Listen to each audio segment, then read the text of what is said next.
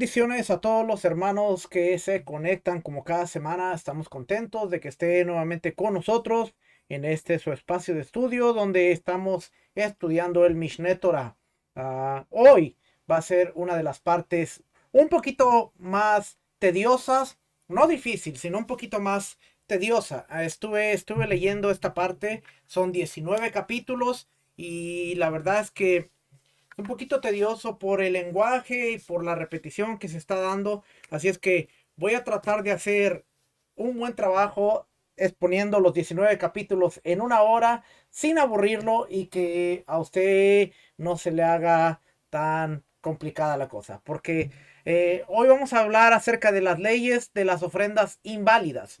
Y como el título dice, leyes de las ofrendas inválidas, tiene que ver con cuál era la disposición y qué es lo que se hacía con las ofrendas que se invalidaban, con aquellas cosas que no se podían ofrendar en el altar, que las cosas que se descalificaban. Entonces, leyendo los 19 capítulos, porque los leí todos, pude darme cuenta de muchos detallitos, muchas cositas, y quiero que en este tiempo que vamos a tener de estudio podamos tomar solamente los extractos de las cosas que pude subrayar, que pienso que son importantes, pero para que usted vea, porque muchas veces lo que yo quiero que usted entienda es que muchas veces la gente dice, bueno, si 279 mandamientos aplican al templo, que es el 45% de los 613, casi la mitad de los mandamientos tiene que ver con el templo. Mucha gente dice, bueno, si 279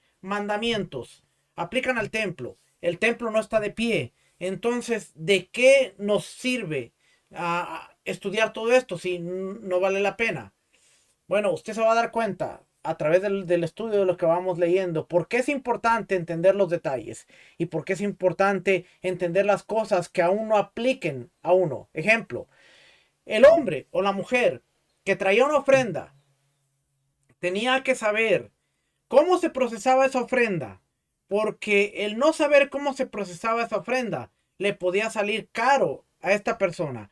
Caro en el sentido de que si el sacerdote no manejaba la ofrenda como debiera ser, la ofrenda quedaba descalificada y esta persona, por lo tanto, no había presentado ofrenda, porque la ofrenda fue inválida.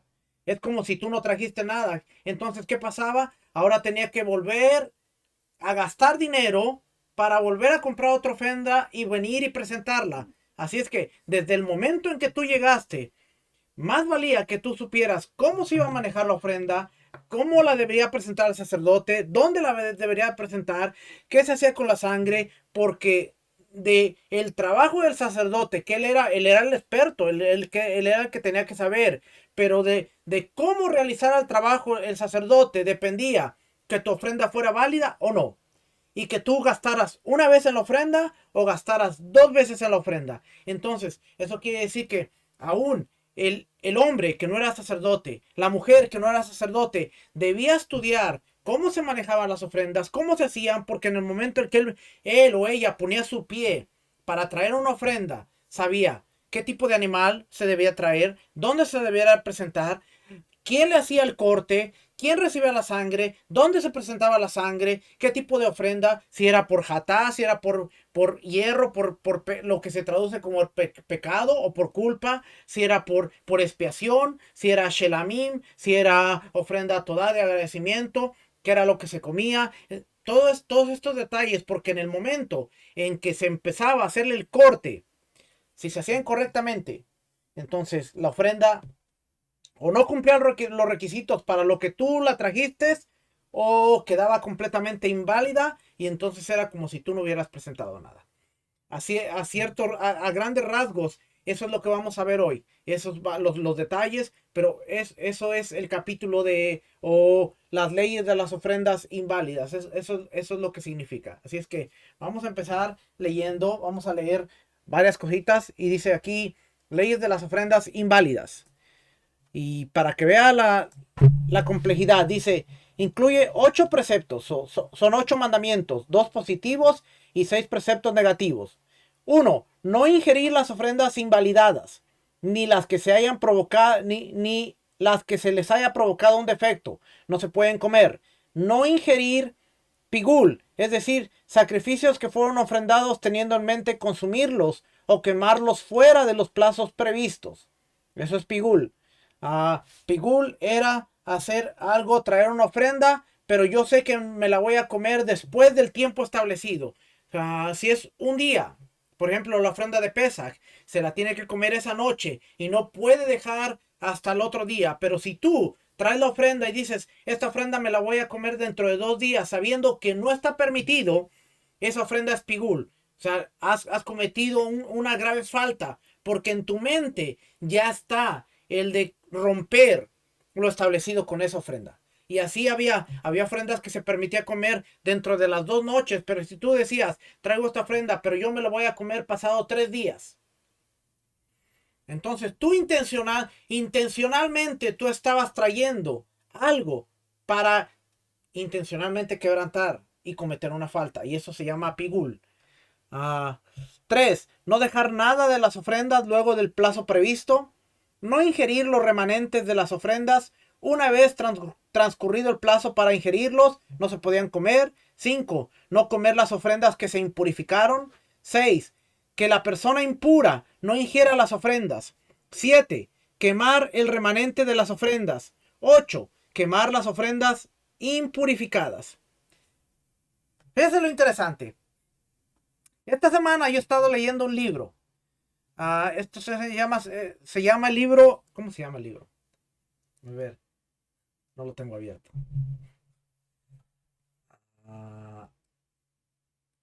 Y esto oh, sí, está, aquí está. Pero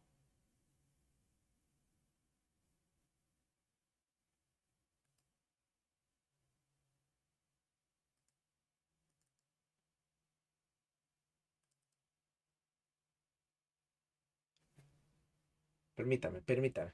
Para que vea lo interesante de esto. Quiero darle el nombre del libro, pero he estado leyendo este libro y tiene que ver cómo los fariseos manejaban la impurificación, porque hemos leído el versículo. Aquí está, mire. Este libro se llama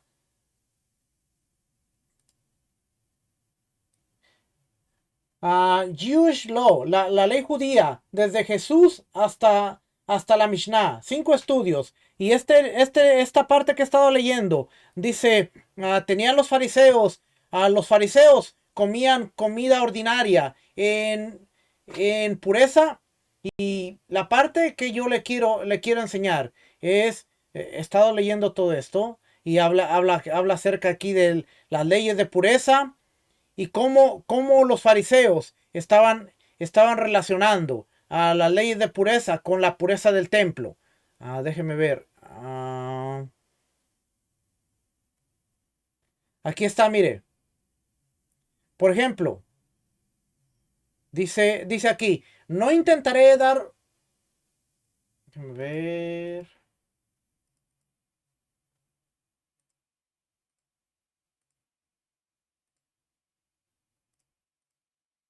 Aquí, la parte de aquí. A ver si.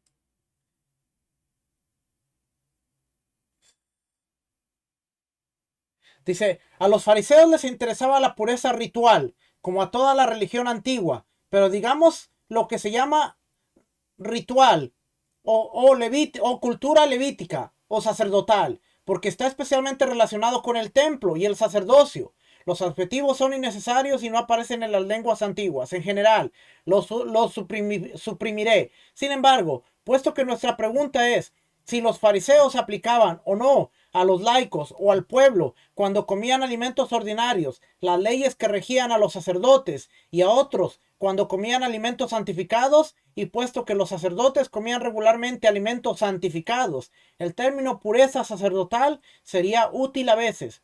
Hay que tener en cuenta que cuando comían ofrendas de paz y el segundo diezmo, los laicos o el pueblo observaban las mismas leyes de pureza que los sacerdotes habitualmente. Oiga bien porque dice, cuando comían ofrendas de paz, ofrendas shelamim, y el segundo diezmo subían a Jerusalén y lo comían dentro de las murallas de Jerusalén, el pueblo observaba las mismas leyes de pureza que los sacerdotes habitualmente. La pureza de las ofrendas de paz es un poco engorrosa, pero es exactamente como la pureza sacerdotal. La pregunta es, ¿comían los fariseos ordinariamente en este estado de pureza?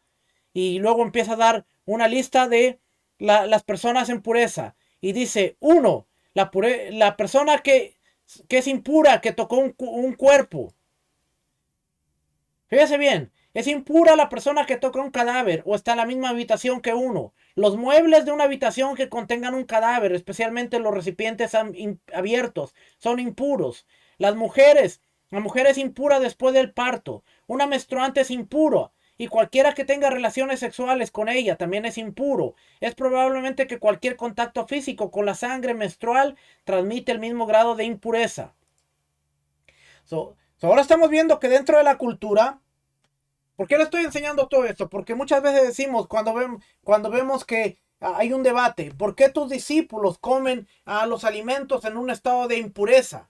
O decimos, es que no se lavaron las manos, pero en el ámbito de la cultura, en el tiempo de Yeshua, impureza podía relacionarse a que alguien tocó un muerto, alguien tuvo contacto con una menstruante. Dice 4, es impura la persona que tiene un flujo o descarga corporal.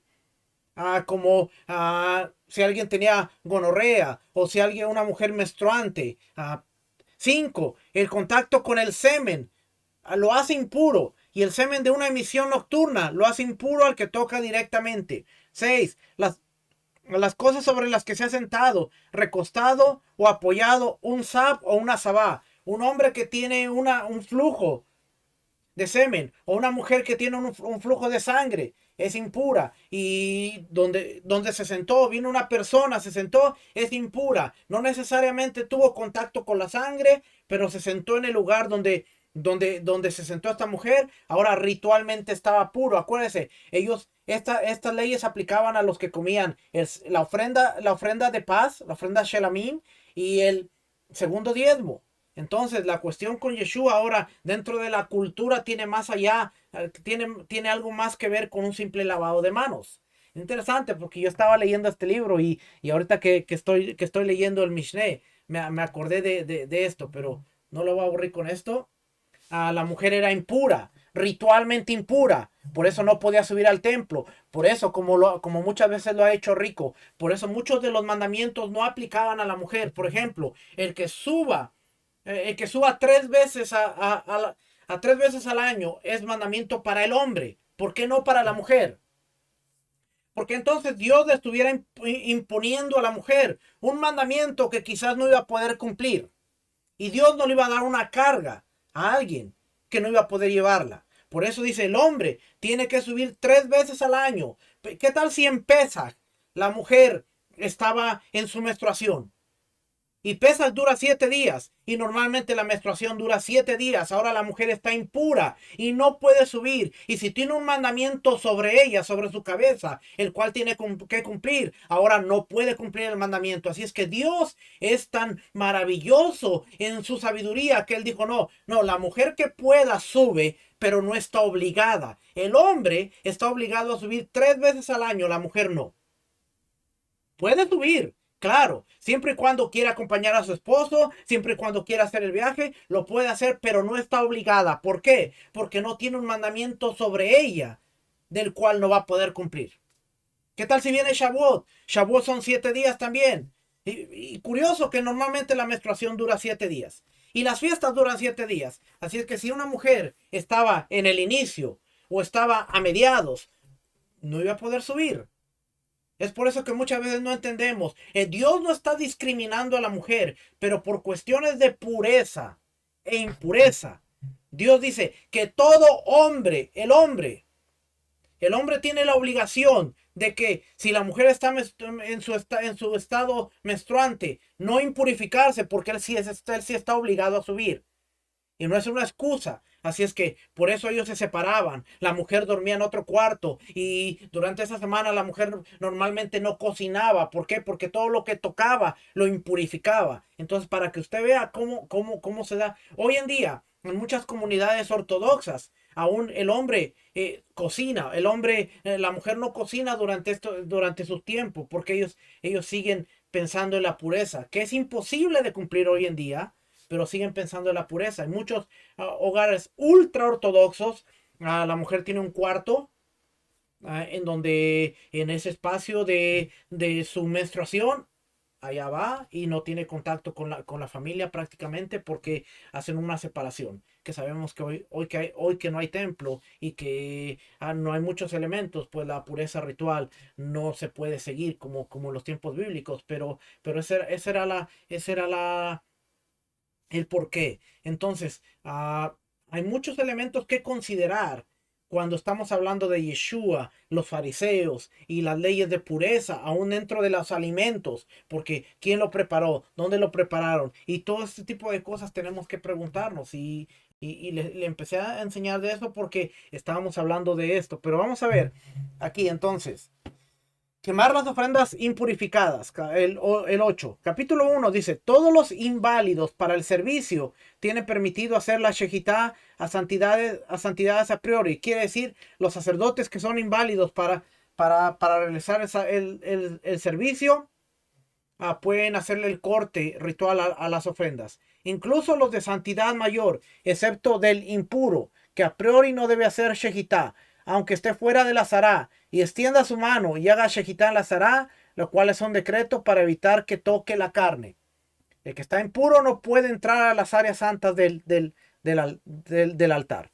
El que hace shejitá a santidades y no tuvo la intención de hacer shejitá, sino que estaba moviendo el cuchillo, son inválidas hasta que tenga la intención de hacer shejitá. ¿Qué quiere decir? Que si la persona estaba con el animal y de repente está jugando con el cuchillo y como los cuchillos eran tan filosos, el cuchillo se cae y hace el corte. Ese animal que ahora está cortado es considerado como un animal que fue desgarrado y es inválido. No por el hecho de que le cortó, sale sangre, ahora es inválido. Así de serio era la cosa, que tenía que ser con la intención. La persona se paraba y tenía la intención de hacer el corte, y cuando hacía corte entonces la ofrenda era válida. Fíjese este concepto. Por eso le digo que cuando estudiamos estos conceptos de por qué estudiar el templo, aprendemos muchas cosas. Porque, por ejemplo, el tzitzi, los tzitziyot,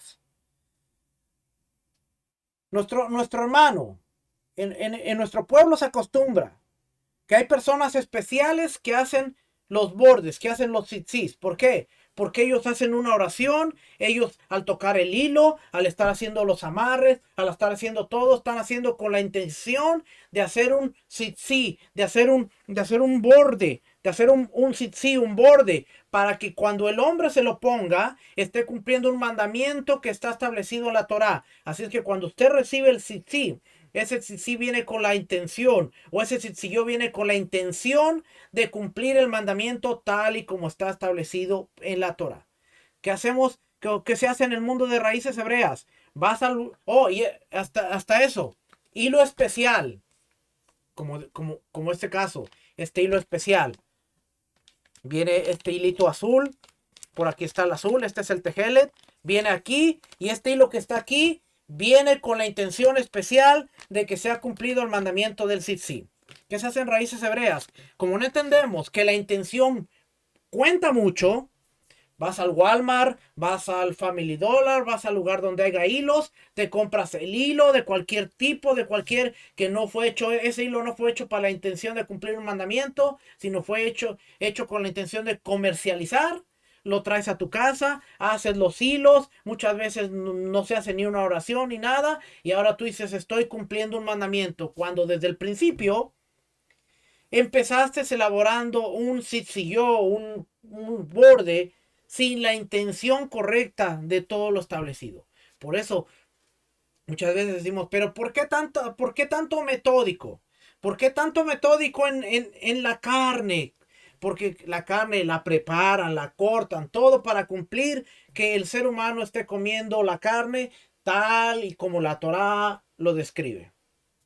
No es rabínico, sino tal y como la Torá lo describe. ¿Por qué ¿Por qué un rollo de la Torá es kosher? Porque hay un sofer, un escriba, que tiene la intención de que ese rollo sea leído, sea escuchado y sea la palabra de Dios meditada. Y cada que lo escribe tiene la intención. ¿Por qué la mezuzá tiene que llevar un rollito que sea escrito por un escriba en una copia?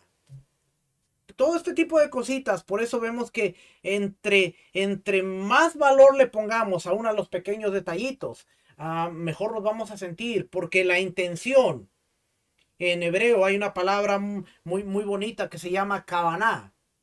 Y lo mismo aplica para todo lo que hacemos. La oración tiene que ir con kavaná. Porque si la intención mía es pararme y cumplir con un servicio que está establecido, que vamos a orar todo esto, pero no tengo la intención de expresar agradecimiento, de expresar lealtad, honor al rey, alabanza, entonces desde que yo abro mi boca,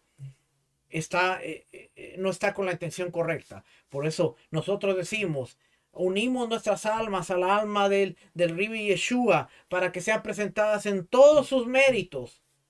Eso quiere decir que empezamos nuestra oración con una declaración y luego decimos, abre mis labios para que mi boca relate tu alabanza.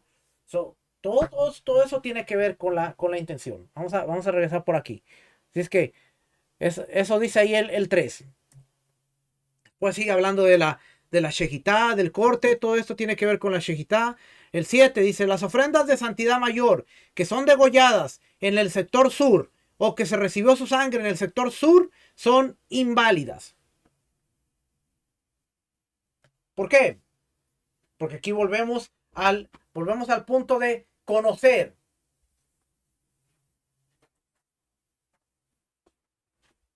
¿Se acuerda que el templo? Aquí está el templo. Este es el altar. Y por lo tanto este es el sur. Y yo le había dicho que en este edificio de aquí se ha descubierto que en este edificio se podían presentar las ofrendas. El sur. Pero las que eran de mayor santidad. Pero las ofrendas de mayor santidad se presentaban en el norte. O sea, al norte del altar. Quiere decir que aquí se presentaban las ofrendas. Aquí está la aplicación del templo. Aquí es donde se colgaban, se desollaban. Aquí usted puede ver los pequeños cubitos aquí. Pero también en el norte, en esta parte, entre estos dos edificios. Este edificio de aquí, se cree que se traían ofrendas también. Y eran las de mayor santidad. Si tú trajiste una ofrenda de mayor santidad, pero la trajiste en el sur, se recibe la sangre en el sur para traerla al altar, pero debía ser una ofrenda que debía haber presentado en el norte, pero tú la trajiste en el sur, dice es inválida. Por lo tanto, si tú trajiste una ofrenda, la presentaste en el sur, pero realmente tenía que ser presentada en el norte, tu ofrenda no contó. Ahora, ¿qué tienes que hacer? Ir a traer otro animal y venir al lugar correcto para presentarla y que la sangre sea manipulada desde el lugar correcto hasta el altar. Estos edificios de aquí es lo que describe Ezequiel. Había dos edificios porque esta área de aquí no era suficiente para todas las ofrendas que se daban diariamente. Así es que este lugar de aquí es conocido al norte del altar. Acuérdense, este es el oeste. El altar siempre está al sur. Así es que este es el sur y este es el norte. Había el lugar del sur en donde estaban las ofrendas de menor santidad y estaba el lado del norte donde estaban las ofrendas de mayor santidad. Y lo que está diciendo aquí dice, las ofrendas de santidad mayor que son degolladas en el sector sur, aquí, pero que realmente tenían que ser degolladas aquí, son inválidas, no sirven.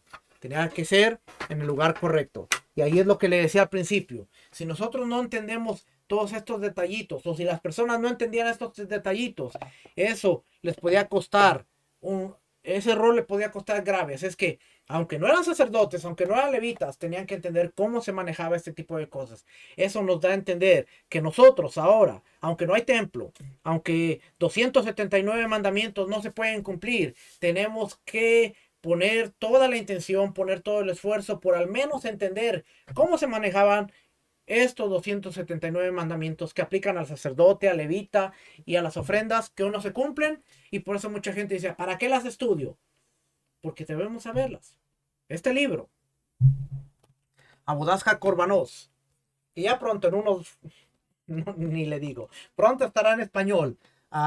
Dice que cuando el Santo Maestro, el Mesías, sabemos que Yeshua, cuando el Mesías venga en su retorno, le pedirá cuentas a los sacerdotes de cómo el templo va a funcionar, porque ellos son los que van a trabajar ahí. Pero al pueblo también le va a pedir cuentas de las cosas que deberían de saber que les afectan a ellos, que aunque son de los sacerdotes, pero que también al pueblo le afectan. Es lo que dice ese libro en su introducción. Cuando yo estaba traduciendo la introducción y leí esas páginas, yo me quedé así como que, wow. De hecho, creo que en una ocasión lo compartí, porque muchas veces nosotros escuchamos la excusa de, ¿para qué nos esforzamos tanto? Si cuando venga el Mesías nos va a sentar y Él nos va a enseñar. Y sí, es correcto, Él nos va a enseñar después de una tremenda regañada por no saber lo que tenemos que saber.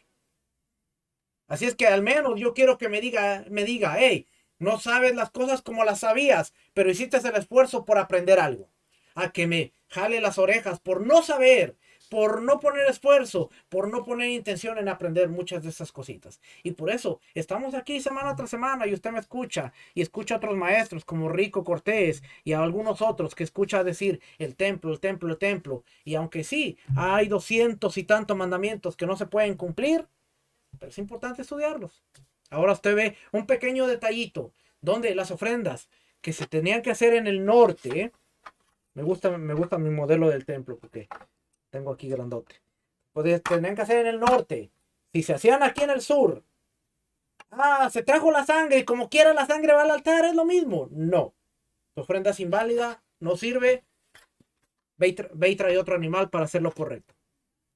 Interesante porque el templo era un lugar de orden. Yo creo que eso es lo que hace falta. Que no hay templo hoy y todo es un desorden. Seguimos leyendo. Por aquí dice, sigue diciendo dónde. Si está parado en el sector sur y extiende su mano y recibe la sangre en el sector norte, la recepción es inválida. Eso sigue hablando acerca de, tiene que ser en el lugar correcto. Asimismo, las ofrendas de santidad menor que están adentro y se para fuera de la zará e ingresa su mano hacia adentro y hace shejitá, la shejitá es válida.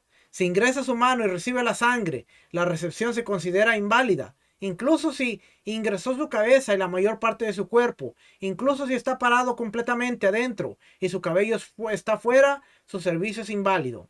¿Dónde recibía la sangre? Es interesante porque en la aplicación del templo nos da a entender que el leproso, cuando era sanado, no podía entrar al área santificada, pero sí podía extender su pie, extender su cabeza. ¿Por qué? Porque el sacerdote que estaba dentro, que iba a hacer el ritual, él iba a untar sangre en su dedo gordo del pie, en su dedo gordo de la mano y en el lóbulo de la oreja. Así es que la persona no podía entrar porque estaba impura, pero para hacerle el ritual de purificación, él podía acercar la parte de su cuerpo, quedarse por fuera porque estaba impuro, pero acercar el dedo del pie, acercar la mano y acercar la oreja para que le pusieran sangre y después con eso quedaba puro, iba, se sumergía, hacía todo el ritual que tenía que hacer y entonces después podía venir y ya podía entrar. Pero antes podía hacer estas cositas de acercar la cabeza, meter la mano, meter el pie para que fuera purificado. Si todo el animal está dentro y su pata afuera y le hace shejitá, el sacrificio es inválido, como expone, y lo traerán a Hashem, debe estar todo adentro. O sea, el animal tiene que entrar completamente al... Déjenme acomodar. Tenía que entrar completamente a toda el área del patio. Ok. Aquí dice, por ejemplo, aquí se cuelga el animal y le hace la shejitá. El espacio aéreo de la zará es inválido. Tiene que estar sobre el costado del altar. Es decir, debe estar en el suelo. El animal debe estar en el pie. Si corta una pequeña parte de los conductos, tráquea y esófago, afuera y termina de hacerlo adentro, o si corta la minoría en el sector sur y termina de hacerlo en el sector norte, es inválido, porque la shejitá constituye un acto integral desde el principio a fin. La shejitá prácticamente era el corte, que le cortaba no solo la vena, sino le cortaba la tráquea, le cortaba todo, casi degollando al animal, pero empezaba con el corte, que era donde salía la mayoría de la sangre. Por aquí sigue hablando de lo mismo. Dice aquí el 25. Si derrama del recipiente sobre el piso y la junta, es válido. O 24. Si recibe la sangre teniendo el recipiente en su derecha y lo pasa a su izquierda, debe volverlo a su derecha. Si recibe la sangre en un recipiente mundano, quiere decir que no es un recipiente del templo, queda inválido el sacrificio. ¿Por qué? Porque los vasos que estaban en el templo estaban santificados. Los que se traían de afuera, no, eso ya lo vimos. Si la recibe en un recipiente sagrado y la pasa a uno mundano, debe recibirla al recipiente sagrado. O sea, mundano quiere decir común. Si derrama del recipiente sobre el piso y la junta, es válido. Pero si derrama del cuello del animal sobre el suelo y la junta y la coloca en el recipiente servicial, invalida el sacrificio. ¿Por qué? Porque el 26 dice, si un poco de sangre se derrama del cuello del animal al suelo y no la junta y recibe un poco del cuello del animal, es válido, siempre y cuando la sangre que reciba sea sangre del alma, no sangre que sale después de que el animal muere, ni de sangre de los poros del cuerpo. Entonces es interesante porque dice, si se derrama un poco de sangre, si se derrama un poco de sangre del cuello del animal al suelo y no la junta y recibe un poco del cuello, estoy leyendo el 25, si derrama del recipiente sobre el piso y la junta, es válido. O sea, tú tienes el recipiente, voy a sacar mi vasito de té, tú tienes el recipiente y del recipiente se te cayó al suelo, tú juntas la sangre y la pones en el recipiente, la sangre sigue siendo válida. Pero si cayó del cuello del animal al suelo, ¿por qué? Porque está cayendo, acuérdense, la vida está en la sangre. Si es que el animal está perdiendo la vida y está cayendo al suelo y ahora tú la juntas y la pones en el recipiente, es inválido, porque primero tenía que caer en un recipiente y no en el suelo. Entonces, quiere decir que los sacerdotes tenían que tener cuidado, porque cuando uno empezaba a hacer el corte, el otro ya estaba con el utensilio debajo del cuello, esperando que cayera la sangre, y por ningún momento permitir que la sangre cayera al suelo, porque perdía lo que era la vida del animal y entonces lo que quedaba después ya no tenía caso. Es que interesante esa partecita. De aquí sigue hablando de lo mismo. Vamos a brincarnos hasta el capítulo 2, creo. Ya, capítulo 2. Todas las sangres que se salpican sobre el altar exterior, si se salpican una sola vez, provee expiación. Incluso la ofrenda jatá. Un salpicado es lo primordial. Y los otros 4 salpicados es a modo de misbah, de mandamiento. La sangre, dice, la sangre de tus sacrificios deberás derramarla sobre el altar de Hashem tu Elohim. Es decir, que derramar la sangre sobre el altar es lo principal. Acuérdense, había dos aspersiones en la ofrenda jatá, en la esquina, de derecha a izquierda, la esquina y luego la otra esquina, y la otra en las 4 esquinas del altar.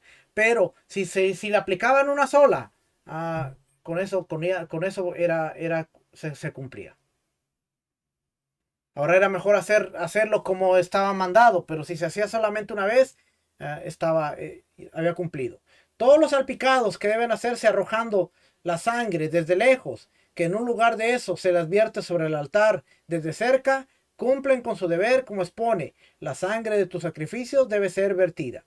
Todas las sangres que se salpican sobre el altar interior, el altar de bronce donde estaba el incienso, si falta uno de ellos, no provee expiación, sino que todos constituyen lo fundamental de la expiación, ya que el versículo fue meticuloso sobre su cuenta, como expone 7 veces. Eso quiere decir que la ofrenda, la sangre que se tenía que traer al altar, la ofrenda por el pecado comunal que se traía, y en Yom Kippur, al altar de bronce. Tenía que ser 7 veces. Si no se hacían 7 veces, la ofrenda no era válida, no servía. Así que tenía que sacar 7 veces. ¿Se acuerda? Una al cielo y 7 veces. No le podía faltar ni una. Tenían que ser las 7 veces. Si no, la ofrenda estaba inválida. 10. La sangre cuyo precepto es salpicarla por encima de la mitad del altar, que se le salpica en la parte inferior, o si su precepto es salpicarla abajo y la salpica arriba, o si su precepto es salpicarla en el interior del ejal y la salpica sobre el altar exterior, o si las debe salpicar sobre el altar exterior, se salpica dentro del ejal, o si salpica la sangre que se salpica afuera sobre la rampa, no frente a la base. En todos estos casos la sangre de sacrificio es inválida. Pero a pesar de esto, los dueños reciben expiación, porque la sangre llegó al altar, aunque no haya llegado a su lugar apropiado. Se considera que llegó a su lugar para proveer su expiación. Pero ahora la carne no se puede comer.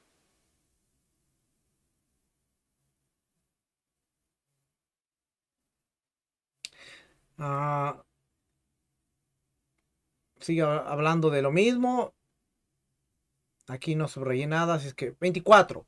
Los órganos y miembros de las ofrendas olá, los puñados del olivano, las ofrendas minjá, que se queman luego de santificarse en el recipiente servicial. Si se arroja una de estas cosas sobre los fuegos del altar, ya sea con la mano o mediante un utensilio, ya sea con la derecha o con la izquierda, es aceptable.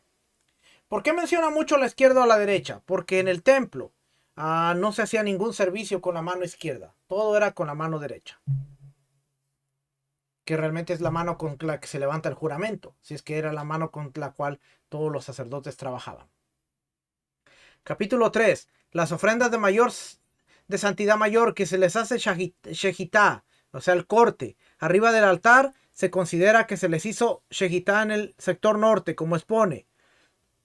Y sacrificarás sobre él tus ofrendas olá y tus ofrendas shelamín, lo que enseña que todo el altar es apto para la shejitá de la ofrenda olá y la de shelamín. Asimismo, los sacrificios degollados mediante la shejitá, que fueron subidos al altar, los desuella y los desmiembra en su lugar, desciende las entrañas y las lava con agua y las vuelve a subir, baja el cuero y la carne y se lo da a los dueños y luego vuelve a quemar el resto. ¿Y por qué no debe bajar todo, sino que desuella y desmiembra arriba del altar? Porque todo lo apto para los fuegos, si es subido arriba del altar, no debe bajarse, como expone, todo lo que toca el altar queda santificado.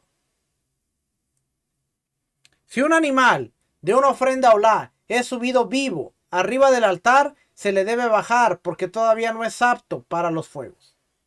Lo quiere decir que no podía subir ningún animal vivo arriba. Es interesante porque en el Brit Hadashah, en el Nuevo Testamento, escuchamos la expresión, quiero hacer un sacrificio vivo.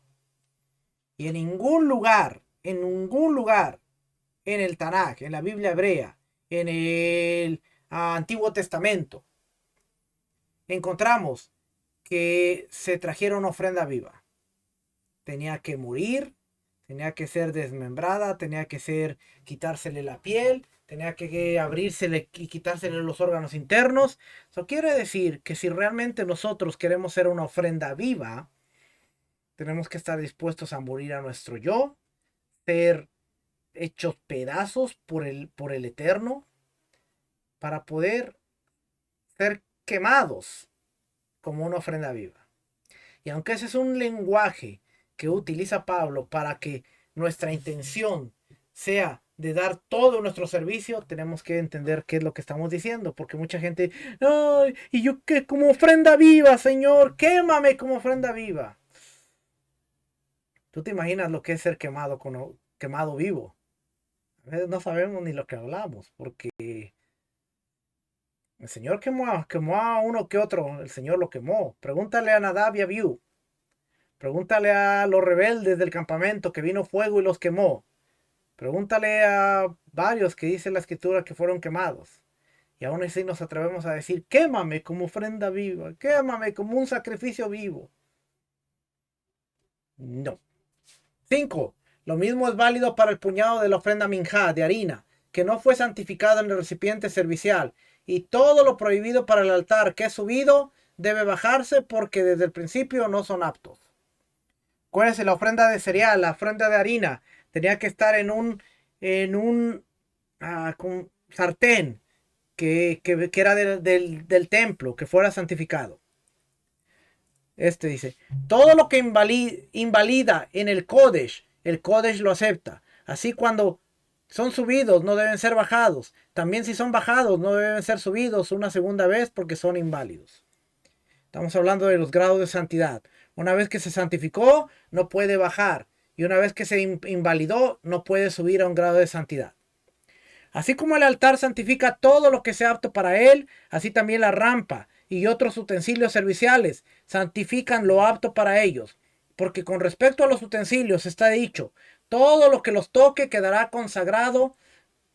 Cuando algo apto llega a la rampa, no debe ser quitado, incluso si se invalidó. Asimismo, cuando algo apto llega a un recipiente, queda santificado y nunca debe redimirse, incluso si se invalida. Si el altar, oiga bien esta parte, si el altar es dañado, todas las santidades que estaban ahí en el santuario, ya hechos shejitá antes del salpicado, de su sangre quedan inválidos, porque no hay altar sobre el que pueda hacerse salpicado. Y está dicho, sacrificarás tus ofrendas olay shelamim, o sea, sacrificarlo cuando está íntegro, no dañado. Pero los animales vivos de ofrendas que estaban en la azará o en el patio, cuando el altar se dañó, no quedan invalidados, sino que cuando se reconstruya el altar, se ofrendan, porque los animales no quedan descalificados permanentemente. Asimismo, no se comen santidades, estando el altar dañado, como expone, comerán matzó junto al altar. Y lo mismo se aplica a las ofrendas de santidad leve, que no se comen en Jerusalén, estando el altar dañado, hasta que se reconstruya. Por eso hoy no se puede separar el segundo diezmo, el tercer diezmo, porque no hay un altar y tenía que subirse para que se pudieran comer estando el altar de pie.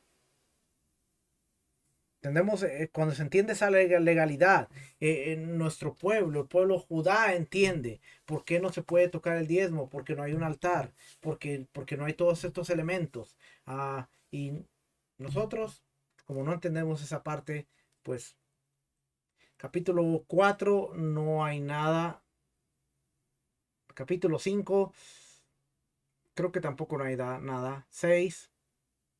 Acuérdense que le dije que iba a ser una clase donde iba a tocar lo más resumido. Si el animal primogénito se mezcla con el animal de la ofrenda de Pesaj, los dos deben pastar hasta que obtengan un defecto físico y se consumen como el primogénito. ¿Y por qué no se ofrendan? Porque la ofrenda de Pesaj la puede comer cualquier persona hasta la medianoche y el primogénito se puede comer por 2 días y solo los Kohanim pueden comerlo y no se traen santidades a la invalidación ni tampoco se debe disminuir su consumo. Asimismo, si el diezmo animal se mezcla con el animal de la ofrenda de Pesach, cuando obtenga un defecto físico, son comidos como el diezmo. Si el primogénito y el diezmo se mezclan, se comen como cuando obtengan un defecto físico. Tú tenías un animal que era el animal primogénito y tenías un animal que iba a ser usado para la ofrenda de Pesach, pero ahora se mezclaron porque son iguales, tú ya no sabes cuál es cuál. Bueno, pues ahora se tiene que dejar, no puedes presentar ninguno, tienes que dejar que tengan un defecto físico para después poderlos comer, pero ya no se pueden presentar como ofrenda. Si la ofrenda Asham se mezcla, Asham por la culpa, se mezcla con la ofrenda Shelamim, que es la ofrenda de paz, a pesar de que no se ofrendan de ambos, sino los órganos, pero la carne se consume, no deben ofrendarse, sino que pastan hasta que contraen un defecto físico y se presentan con el valor del mejor de ellos, una ofrenda Asham y con el mismo valor de una ofrenda Shelamim, y pierde la diferencia de sus propios fondos. Si se anticipó y presentó su ofrenda a Sham, por otro lado, el dinero de ambos animales va para donación. Es posible que los diferentes animales dedicados como diferentes tipos de ofrendas se mezclen, excepto el Hatá con el Asham, porque como Asham solo se presentan ovinos, machos, y como Hatá solo hembras. Había una diferencia. que no se podía mezclar tan fácilmente. De ahí nos vamos a ir hasta el capítulo 7. Ya hemos explicado en las leyes del procedimiento de las ofrendas que el salpicado de la ofrenda jatá del ave se hace en la parte de abajo del altar y la ofrenda olá de ave arriba. La ofrenda jatá de ave que se hizo arriba es inválida, tanto si se hizo su salpicado como corresponde a la ofrenda jatá, como si lo hizo como corresponde a la olá. Y ya sea que se hizo en aras de la ofrenda olá, como si lo hizo en aras de la ofrenda jatá. Tenía que saber cómo se hacía. 8. ¿Y cómo es la ley? Si un ave de jatá se mezcla con estas aves indefinidas, solo quedan válidas la cantidad de aves que había de jatá, pero la cantidad de aves olá junto a la jatá que se mezcló con ellas son inválidas, porque se mezcló una jatá entre las olá. Ahora está hablando de cuando se mezcla una ave con otras. Ahora fíjense, aquí vamos a ver algo interesante. Capítulo 10. ¿Por qué la mujer debía conocer también cómo se hacía todo esto? Escucha lo que dice aquí. Si una mujer dice, asumo presentar un par de aves cuando le dé a luz un varón, un voto. Está haciendo un voto la mujer. Y da a luz un varón. Tiene que cumplir el voto. Ahora tiene que presentar 4 aves. 2 por su promesa, a modo de olá, holocausto, y 2 por su deber de dar a luz, como explicamos. Una a modo de olá y la otra como jatá. Resulta que el Cohen debe ofrecer 3 aves en la parte superior del altar y una abajo. Si se equivocó e hizo 2 arriba y 2 abajo y no consultó, ella debe presentar otra ave y la ofrenda a la parte superior. ¿En qué caso se aplica esto? Cuando trajo las 4 aves de la misma especie, que todas eran tórtolas o palominos, palomas, pero si 2 eran tórtolas y 2 palomas, y ofrendó 2 arriba y 2 abajo, debe presentar una tórtola y una paloma, y hace ambas arriba para que ella cumpla con su deber. Ahora no son 4, sino son 6 animales los que debe presentar. Si ella explícita su promesa, si ella le dice al Cohen, estas aves son por mi promesa y estas son por mi deber. Ahora ella sabe, ella conoce y ahora dice al Cohen, estas aves son por la promesa que hice y estas otras 2 son por mi deber de purificarme. Y el Cohen ofrenda 2 arriba y 2 abajo y no sabe cuáles hizo arriba, ella precisa presentar 3 aves más, 2 por su promesa y una para completar su deber. Y se presentan las 3 arriba porque explicitó su promesa y quizá las 2 de su promesa se presentaron abajo, por lo que son inválidas. ¿En qué caso se aplica lo dicho? Cuando se presentó las 4 aves que explicitó su promesa, siendo 2 de ellas de una especie, pero si son de 2 diferentes especies, debe presentar otras 4. 2 de la especie que explicitó su promesa se ofrendan por su promesa y 2 de la especie que quiera serán en cumplimiento de su deber y se ofrenda una arriba y la otra abajo. Ahora tiene que ir por otras 4 aves más. Si define su promesa y dijo, si doy a luz a un varón, sumo 2 palomas y da luz y presenta 4 aves, 2 por su promesa y 2 por su deber, el Cohen ofrenda 2 arriba y 2 abajo. Si el Cohen ofrenda 2 arriba y 2 abajo y no sabe cuál arriba y cuál abajo, y también ella se olvidó de qué especie definió su promesa, si tórtolas o palomas, debe presentar 2 tórtolas con 2 palomas por su promesa y ofrendar las 4 arriba y presentar un ave para completar su deber que se ofrenda arriba, porque ya se ofrendaron 2 abajo que son las de Hatat. Así que era bien complejo porque la mujer tenía que decirle al sacerdote, el sacerdote tenía que estar consciente de lo que estaba haciendo porque si no, el sacerdote le iba a hacer perder mucho dinero a la mujer. Imagínese, si eres una mujer de bajos recursos, como Miriam, la mamá de Yeshua, que dice que trajo 2 palominos. Afortunadamente ya no hizo la promesa de decir, si doy luz a un varón voy a dar 2 pájaros. El ángel le dijo, vas a tener un varón, así es que ella sabía que era un varón.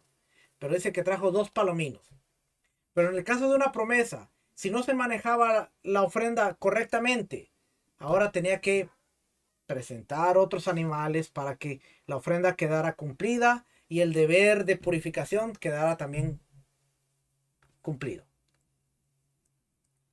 Vamos a ir al capítulo 12.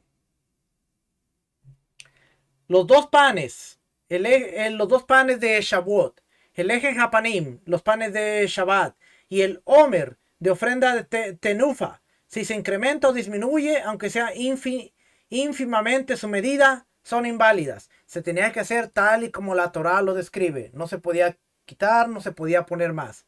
Los panes de la ofrenda Todá y los panes ácimos del Nazir, faltantes, si es antes de que se salpique la sangre del sacrificio, son inválidos. Si es luego del salpicado de la sangre del sacrificio, son válidos.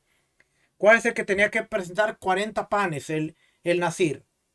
Era una canasta grande de 40 diferentes tipos de panes. Si faltaban, después de que se salpicó la sangre de sus animales, era válido. Si faltaban antes de que se salpicara la sangre, la ofrenda era inválida. Asimismo, si una de las dos pilas de panes de la de Shabbat está faltante, si es antes de que se haya quemado, los incenciarios son inválidas. Si es después, son válidas. Eso quiere decir que si faltaba pan en una de las líneas antes de quemar el incienso en Shabbat, ese pan era inválido, no se podía comer.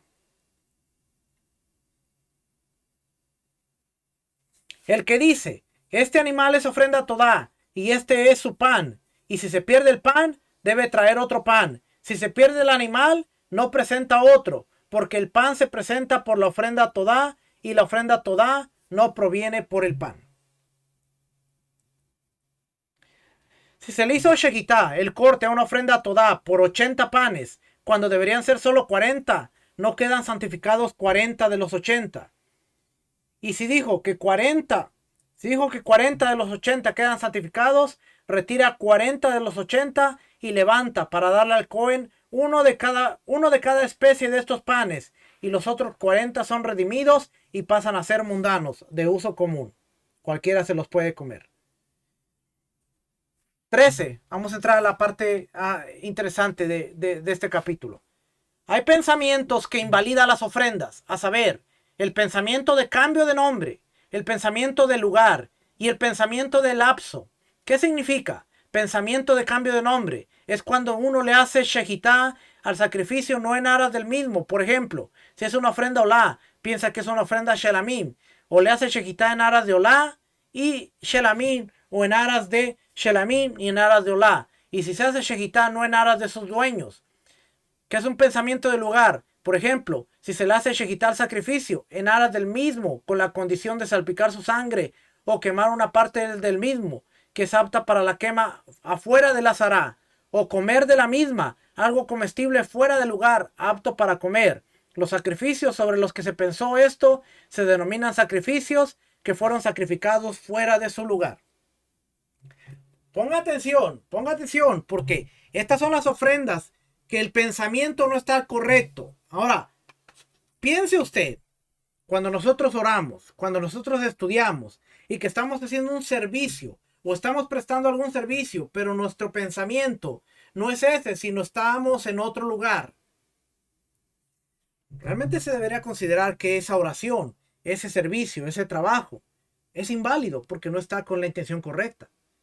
Ahora usted entiende por qué la mayoría de los sabios, la mayoría de los rabinos, la mayoría de las personas de alta sabiduría se toman quiere que le diga, se toman entre 30 y 1 hora de preparación para la oración. Estos van a orar 1h30, 2 horas, pero ellos se preparan entre 30 minutos y 1 hora para ese tiempo. Despejan su mente, despejan sus preocupaciones, despejan todo. Ellos entran en un estado de preparación en donde el pensamiento, la intención y todo va a ser esa oración.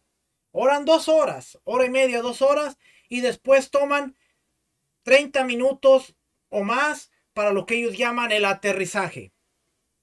Porque acaban de estar frente a la presencia de Dios y hablaron frente al oído y ahora van a aterrizar. Así que lo que nosotros muchas veces consideramos como algo largo, una hora de oración. Para la mayoría de ellos se viene convirtiendo en 3, 4 horas o más. Entre preparación, oración, elevación y después el descenso. Porque ellos entienden que es la preparación, es el entendimiento. Por eso en las leyes de oración, cuando nosotros vemos la Mishnah, Tratado Berajot, se dice, si una persona está preocupada, cargada, afligida, no hagas oraciones. Si una persona está cansada, no hagas oraciones. Si una persona está enferma, no hagas oraciones. ¿Por qué? Porque es mejor que no las hagas a que las hagas y estén mal hechas y la cabana, la intención, el entendimiento no esté ahí. Es un pensamiento completamente distinto porque en el sistema de creencias nos decían, cuando no tengas ganas de orar, ora más. Cuando no tengas ganas de venir a la iglesia, 20, 30 minutos antes. Es como que fuérzate, fuérzate, fuérzate. Y era un bonito mensaje, pero en el buen sentido de la palabra no estábamos haciendo nada. Sí, me esfuerzo, llego antes. Si no quieres orar 30 minutos, ahora ora una hora. Y es como que te esfuerzas. Pero realmente cuando se hace de mala gana para Dios, para el servicio, es como no hacer nada. Es interesante ese pensamiento. ¿Qué es el pensamiento del lapso? Por ejemplo, si se le hace quitar sacrificio en aras del mismo, pero con la condición de salpicar su sangre después de la puesta del sol, que no es el momento de su salpicado, o de quemar algo apto para la quema al día siguiente, luego del alba, que no se hacía en el templo, que no es un momento de quema, o de comer algo apto para ingerir después del tiempo apto para comer. Los sacrificios sobre los cuales se pensó esto se denominan sacrificios que fueron degollados fuera de su lapso y se denomina pigul en todos los lugares, y ese es el pigul del que habla la Torá. La Torá. Maestros, cuando nuestra intención no es enseñar y bendecir al pueblo, sino ganarme los likes y ganarme cuánta audiencia yo pueda generar, ese pensamiento es incorrecto. La Torá misma habla. Si tú tienes intención de enseñar Torá para vivir de la Torá, tienes un pensamiento erróneo. ¿Por qué? Porque la intención no es la correcta. Me voy a volver un maestro de la Torá para que a través de la Torá yo pueda vivir. No. Tienes un pensamiento de mantenido. Búscate un trabajo, genera ingresos para que no estás pensando que vas a vivir de lo que enseñas de la Torah. Si los hermanos te dan, Baruch Hashem, bienvenido. Si recibes ofrendas, Baruch Hashem, pero esa no es la intención de yo quiero recibir ofrendas o yo voy a vivir del ministerio, porque entonces tu intención es errónea. Eso puede considerarse como el lapso. Traigo esta ofrenda, pero yo voy a hacer con este animal no lo que está establecido por la Torá, sino lo que yo quiero hacer. Y hay que tener cuidado con ese tipo de pensamientos, porque hoy, aunque no hay ofrenda, seguimos haciendo lo mismo. Voy a hacer esta enseñanza para ver cuántos likes gano. No hagas nada. Voy a abrir mi canal para ver cuánta gente tengo. No hagas nada. ¿Usted entiende por qué ahora yo digo, yo le enseño a 1, a 10, a 500, a 1000? A mí no me importa el número, realmente. A mí no me importa el número. Yo puedo estar con usted, en donde hoy habemos conectados 4 en esta enseñanza en vivo. Y yo le enseño. Yo he estado en clases con el maestro Rico, en donde se han conectado 100 personas en vivo, y le enseño de igual manera. Yo he estado en lugares donde hay 100, 200 personas, y yo le enseño como si fuera una sola persona. ¿Por qué? Porque mi intención no es ser visto, mi intención no es que la gente me mire, mi intención es bendecir a través de la palabra del Eterno. Eso es todo. ¿A quién no le va a gustar ver 2000 gentes? Claro que a la gente le gusta, pero que esa no sea nuestra motivación. Mi motivación es ser el mismo frente a 3000 que ser el mismo frente a 1000, frente a 1. Si no, usted vea la actitud de personas que están acostumbradas a estar en 100, 200, 300, y de repente llegan a un grupito en donde hay 10. hermanos, pues vamos a ver qué hacemos hoy porque esto no es lo mío. Sí, entonces, ¿qué es lo tuyo? Si lo tuyo es la palabra, dale, sea uno, sean 5, sean 10, sean 1000, dale. Me ha tocado a veces que tengo que estar grabando estudios con mi esposa aquí nada más, solito, pero es como si estuvieran miles allá atrás. ¿Por qué? La motivación del corazón. 4. Has aprendido que los 4 servicios del sacrificio se invalidan con un pensamiento indebido. En la shejitá, en la recepción de la sangre, en el traslado de su sangre y en su salpicado del altar. Son inválidos. El ave en 2 cosas. En la melicá y en el exprimido de la sangre. ¿Qué es la melicá? ¿O no estaba pasando esto? La melicá es la uñita. ¿Se acuerda cuando le rompían la tráquea? Esa es la melicá.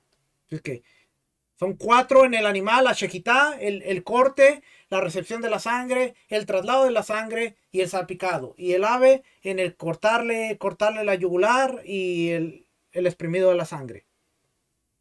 Las ofrendas minjá de cereal, de las que se toma el puñado, en 4, son invalidadas en 4. En la kemisá, el puñado que se saca, en la colocación del puñado en el recipiente servicial, tiene que ser un recipiente que sea del templo, en el traslado del puñado al altar y en su arrojado sobre el fuego. Si no se hicieron de la manera correcta, son invalidadas.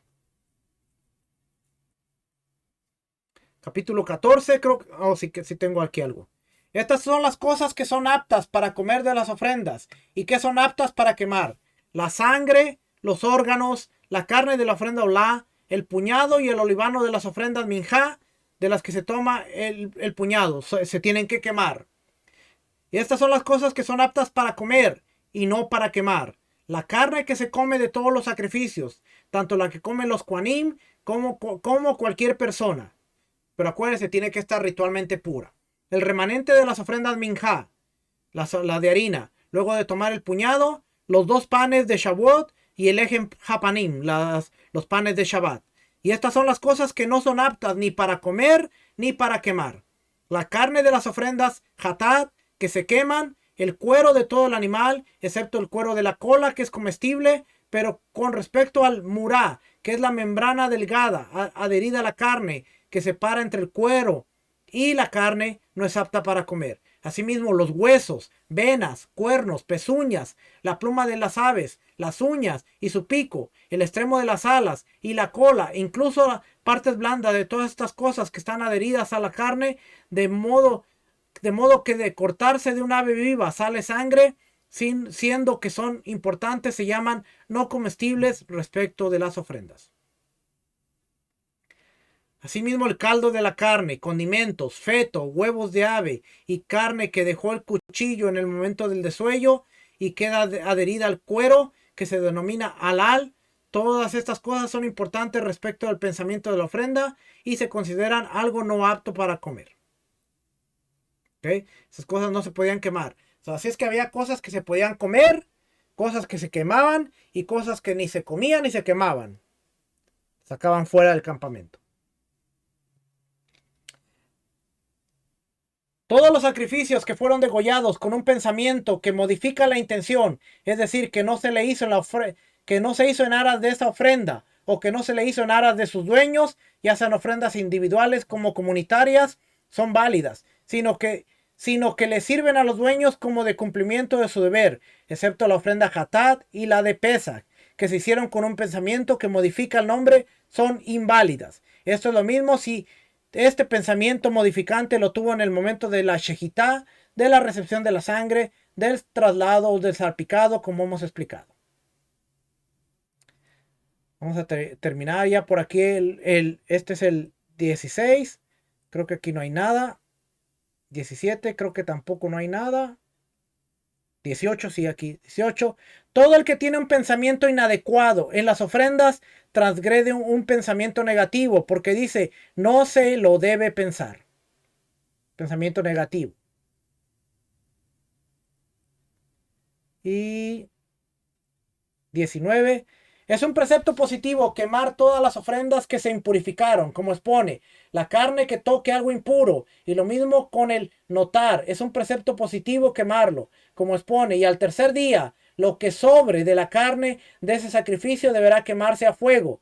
Dentro del notar está incluido el pigul y todas las ofrendas invalidadas, todo debe quemarse. Se quemaban fuera, por cierto, no en el altar, sino se quemaban fuera del altar. Y con eso termina. Por eso, muchas veces debemos ser cuidadosos con, por ejemplo, en Shabbat, el pan sobre el cual se oró y se hizo una bendición, en la forma en que nos deshacemos de él. Las ofrendas, el ceder de Pesach y ciertas cosas sobre las cuales se ha orado. Cómo nosotros no se pueden ir a la basura normal, sino tenemos que ver cómo, ya sea que se entierran o en su defecto, como dice ahí, se queman, pero en su defecto más nosotros por aquí que enterrarlas. Se pueden enterrar porque son cosas santificadas que no pueden ir a la basura, no pueden ir a un lugar normal. Y por eso es que vemos que nuestro hermano hace cierto tipo de cosas porque entiende que provienen del templo y como se manejaban en el templo, ahora han tratado de reflejar eso en su estilo de vida diario, en su forma de caminar. Y interesante lo que le dije al principio, leyendo el versículo de Yeshua. De hecho, yo he estado posteando, he estado publicando varias cositas de estas en mi perfil de Facebook. Si usted va y los busca, usted se va a encontrar la foto de Yeshua y los fariseos, a Yeshua en la mesa. Ya son como 4 partes, 5. Toda esta semana he estado publicando de eso. Y usted va a ver lo interesante que es eso. Me estoy animando a hacer una clase acerca de eso nada más. Porque cuando entendemos todo esto, vemos el mundo en el cual Yeshua estaba caminando y los argumentos que tenía Yeshua. Y se nos quita de la mentalidad eso de, Yeshua vino a caerle encima a los religiosos. No. Yeshua estaba entendiendo cómo se movía el mundo alrededor de él, pero cómo se estaba imponiendo y estaba siendo el pueblo oprimido. Y Yeshua decía, ok, entiendo esta parte, pero esta parte de cómo la están imponiendo, ahí es donde hay problemas. Y es interesante ver todo este tipo de cosas, pero ese no era el tema, solo quería dejarles saber. Así es que familia, la próxima semana vamos a ver leyes del servicio de Yom Kippur. Aquí sí nos vamos a quedar quizás más de una clase porque vamos a ver cómo se daba el servicio de Yom Kippur. Vamos a tratar de usar la aplicación del templo y vamos a ver qué tan tedioso era el servicio de Yom Kippur. De hecho, yo estoy traduciendo la parte de Yom Kippur de este libro. Pobre Cohen Gadol. Aparte de que no dormía bien la noche antes de Yom Kippur. Y el día de Yom Kippur no comía durante todo el día. Y estaba haciendo la mayoría del servicio solo él. Ofrendas. Tenía ayuda con los otros Kohanim, pero la mayoría tenía que hacerla. Cargar la carne. Imagínese un hombre que estuviera con hambre. Y de repente tiene pan. Tiene carne cociéndose en el altar. El olor de la carne cocinándose. Y tú con hambre. Y él tener que completar todas las horas de servicio, trabajando. Vamos a ver la próxima semana y usted va a ver que, wow. Ahora cuando nosotros ayunamos en Yom Kippur, nos tenemos que pensar también en las horas arduas del Kohen Gadol, que año tras año tenía que estar ahí para traer las oraciones de todo el pueblo delante de Hashem, delante de Dios. Así que familia, nos vemos la próxima semana. Que el Eterno les bendiga, el Eterno les guarde. Shalom. Bendiciones a todos. Shalom.